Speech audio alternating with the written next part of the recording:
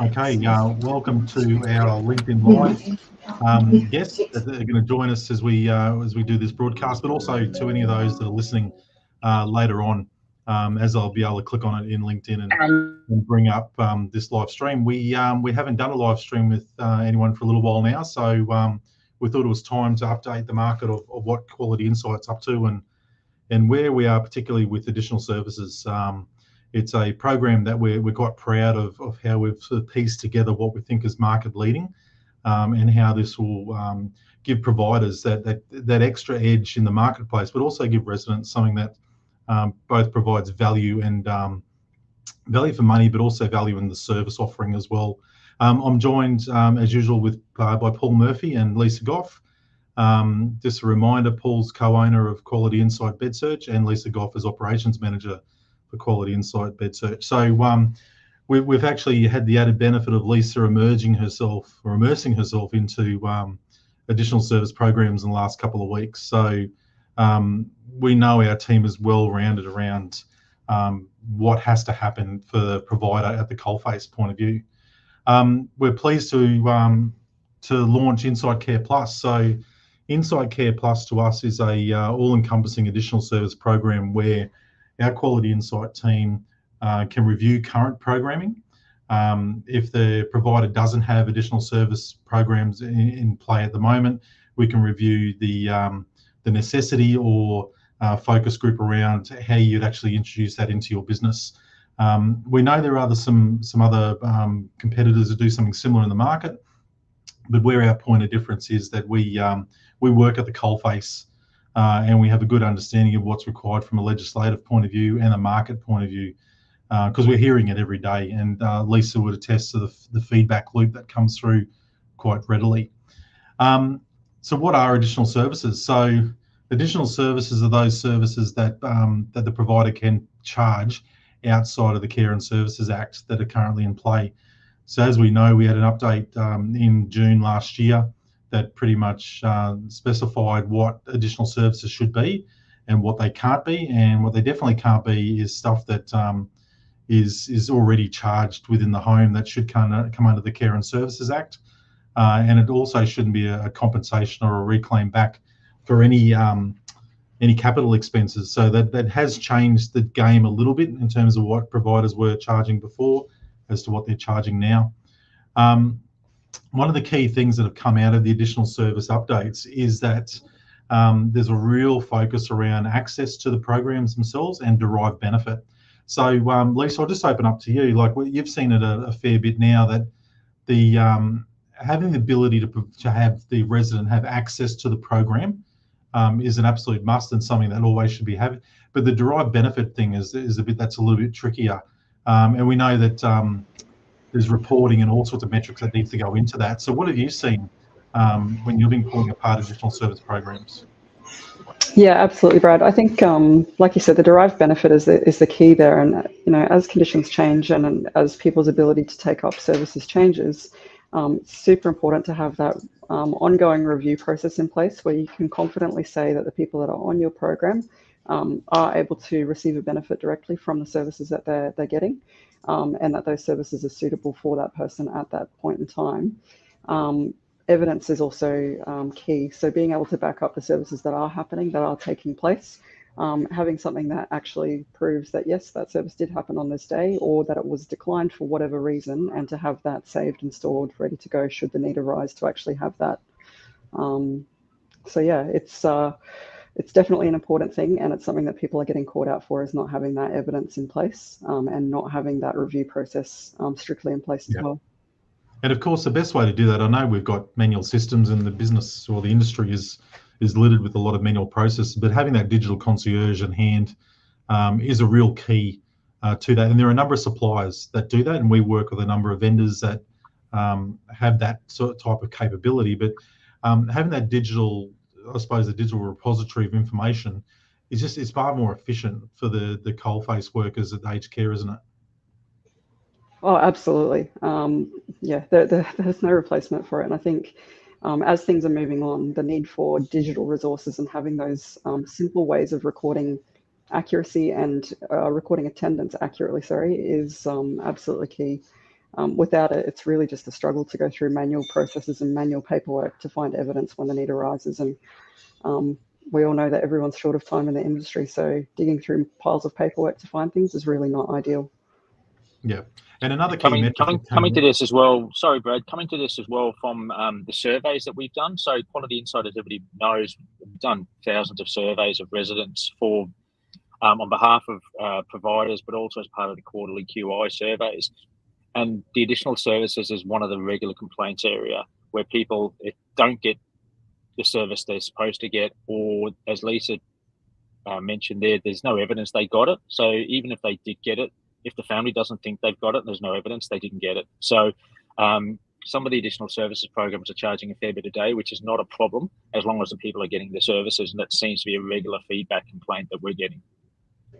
Yeah, absolutely. And I think, like you just said as well, that you've touched on there, Paul, there's a big disconnect between what the resident is receiving and what the family understands. So the ability to back it up with something documented that clearly, shows that evidence-based system, that's absolutely key, because even though the residents are happy and they know what they're receiving, quite often there are confusion and complaints coming through just because there's a lack of understanding from the family members. And that probably leads to another key area where prior to entry, another part of the update that was given last year was that it must be agreed to by all parties of the program that's to be delivered. So there should be a clear understanding of what, if you're doing a bundle, what that bundle makes up, what services that makes up of.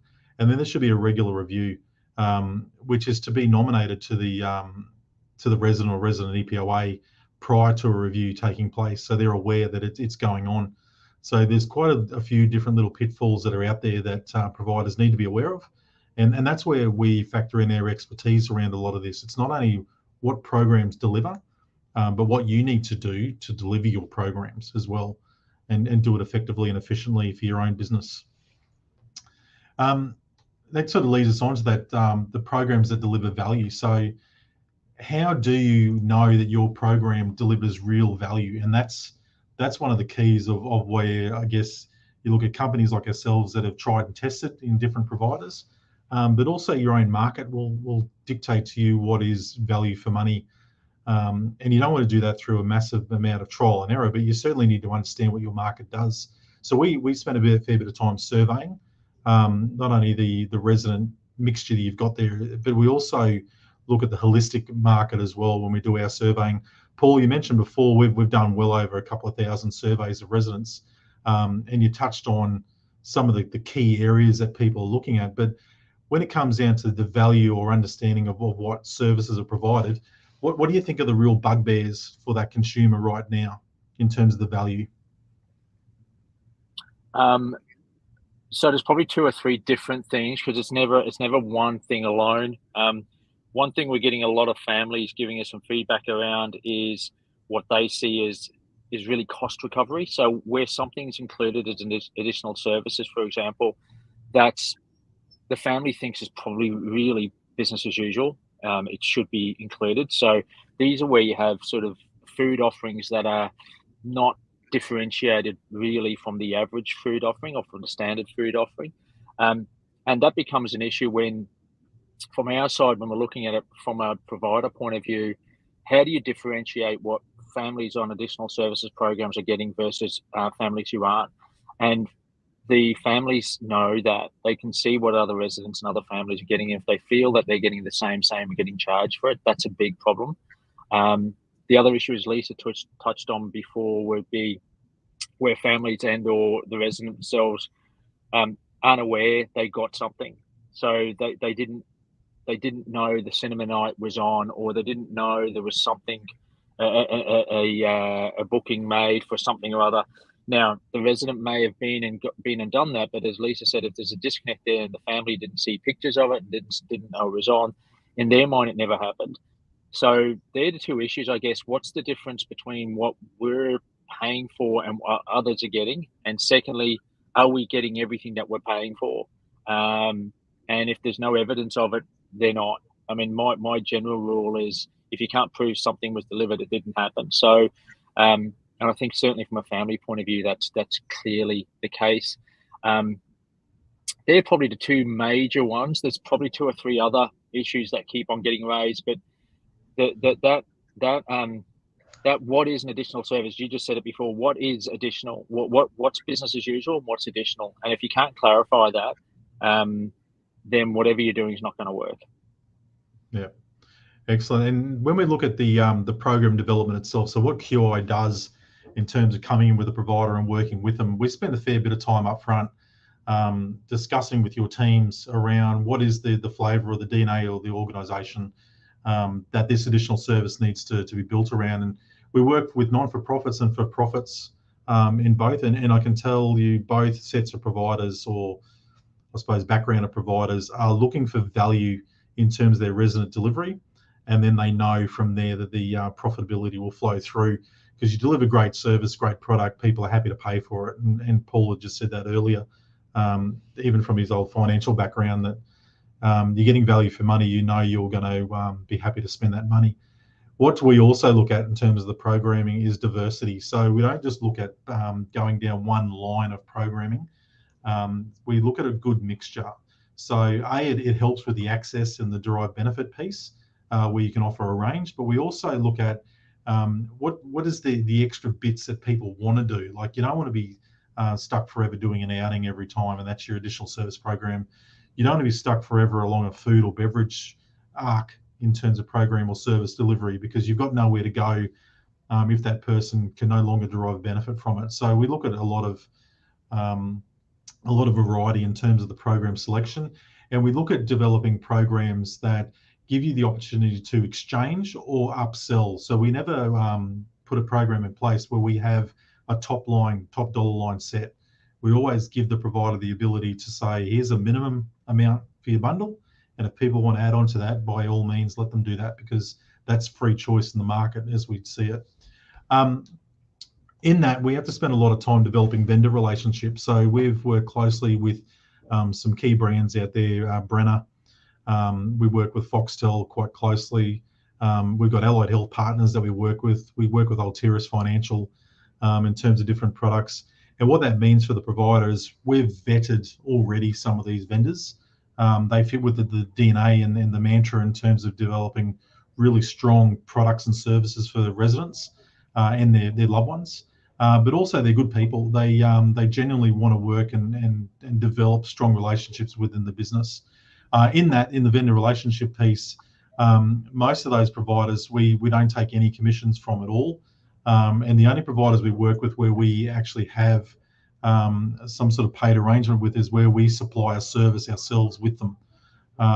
So that's more in the case of no commissions taken. So Foxtel, for example, we have a written agreement with them where we don't take any commissions based on sales. If it's a recommendation of their program in there, it's purely designed to be a good thing for the resident coming into the home. We work on referral base with those organisations as our end of the bargain from there. That also leads us to that program development piece from ourselves. So what are the programs that we own and develop ourselves? The first one that you'll hear a lot about is Elder Wealth Insight. And our intention moving forward the next few months is to host these fortnightly or weekly as we go through. And the first one will be on Elder Wealth Insight. And really, this is the baby of Paul from background. And Paul, I'll bring you into this here with Elder Wealth Insight. We're excited about this product. I think it's one of those products that derives real benefit for any resident that comes through the door. Did you want to explain briefly some of the key aspects of Elder Wealth Insight? Yep. So my background in the financial world, one of the things that happens or tends to happen is people go into care, and then sort of all the updates and all the ongoing requirements with what used to be Centrelink, but now Services Australia, and all the updates are sort of forgotten about, because the assumption is it's now same all the way through. But for those who actually have gone through the exercise of updating the department, if they're in a cash flow negative situation, they're going to be better off by reporting to Services Australia on a regular basis. So this service, in a nutshell, takes that onus off of the family or off of the resident and does all of the reporting that's required, plus is available for any conversations if the circumstances change. So, for example, if there's an inheritance or if something goes on where the family wants to reach out to somebody who knows this world. That's part of Elder Wealth's Inside brief as well. So it's designed to provide that extra level of service for corresponding with Service Australia to make sure you're getting the most you can in your pension and making sure you're paying what you should be paying for aged care, no more, as well as various strategies and various updates that you can take advantage of to make sure that's maximised. It's something that we used to do in the financial world as our business as usual and charge a fee for it.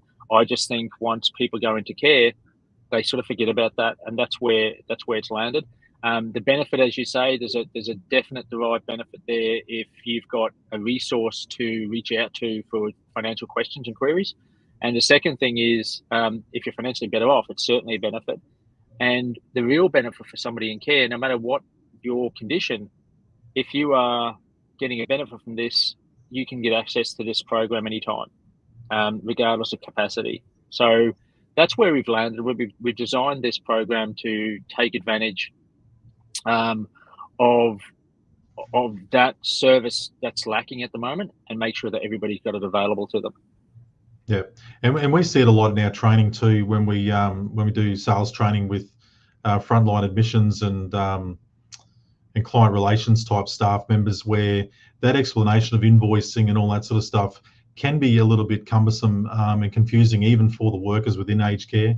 To have the vendor available to be able to also back that up and explain that within the first couple of days of entry into care, which is what the program's designed to do, is so essential. Not to say that the person selling in at the care home level is not doing their job properly. It is just one of those areas that people are overloaded with information. So to have someone to come back a few days later certainly cements what's been told, and people understand their invoicing better, which is a good thing all around for everybody. Just takes the pressure, I think, off a lot of people in the provider network. When they get asked those questions, they have a resource they can flick it to as well. The other program that we've spent a fair bit of time on, and again, just equally excited around, a Synapse. It's a to describe it in a nutshell without going into a massive amount of detail, it's a lifestyle program on steroids where there's individual activity and game-based programming for each resident that comes through on that program. The beauty of Synapse is the home can deliver it with a little bit of guidance and some kit development from our Quality Insite team. But pretty much that is a self-run program. We just set you up with everything that you need to do to run that program, and we're finding great value for residents that really immerse themselves. It gives that resident some brain training, gives them some extra cognitive, I suppose, training, if you like, around what they can do through puzzles, gaming, all sorts of different paraphernalia. And we constantly look at what other elements can we bring into that program that then they can be derived through benefit through to the family and the residents themselves. It is one of those programs though where at some stage the capacity will decline and a resident may have to opt out of that program. But it certainly gives those residents that are with it right now the ability to keep themselves sharp and keep themselves moving through that period of time. And another program that we've got that again really requires nothing more from the home. It's a product that comes in Nostalgia tab, digital frame that memories and photos and music can be uploaded onto a digital frame that the resident can then enjoy on their own whilst in their room. It doesn't take any Wi-Fi to run this. It's an all-encompassing frame. So just little bits and pieces that add to the whole benefit of the program. But between Elder Wealth Insite, Synapse, and Nostalgia tab, you've got a program already started to be built out that adds real value to the resident with reasonable margin back to the provider itself, which is again another thing we've got to take into account when we're developing these programs. That gives you a bit of an insight, hopefully, into what INSITE Care Plus is. It's a program that we are really proud of. It's something we've been developing for quite some time, and we've worked with a number of providers with. Providers that wish to know more, please reach out and contact us. No obligation, free discussion around what we do. In terms of how we charge up front for the program by home. For ongoing implementation, we have a charge for that if required, but we really try and set you up for success that you can take it over and run it yourselves. Our ambition through this whole program is to make sure that the resident gets a really good program, and that the market appreciates the fact that additional services has a place in this industry. And we want to make sure there's real value provided in terms of doing that. Lisa and Paul, thank you for joining us on our first live stream for the year. So we'll come back a lot more. You'll get to hear these guys a lot more than me through the next lot. Our next one will be Elder Wealth Insight, which hopefully will be joined by a vendor as well. But we also plan to have a lot more of these where we bring guests in to talk about their products and how they can benefit the resident themselves. Paul and Lisa, you got anything else to sign off with? No, nothing else from me. Thanks, Brad. You're good? Paul? No, I think we've covered it all. Additional services, in my mind, is something that needs to be improved in the industry, and that's the aim of what we're trying to do. Yeah. Thank you all once again for anyone that's joined us live, anyone that's listening in. Thank you. Please, any comments, please list them down in the thread. We'll endeavour to come back to you with any questions or answers to those questions or any comments. But thanks once again, and we'll see you next time. Cheers.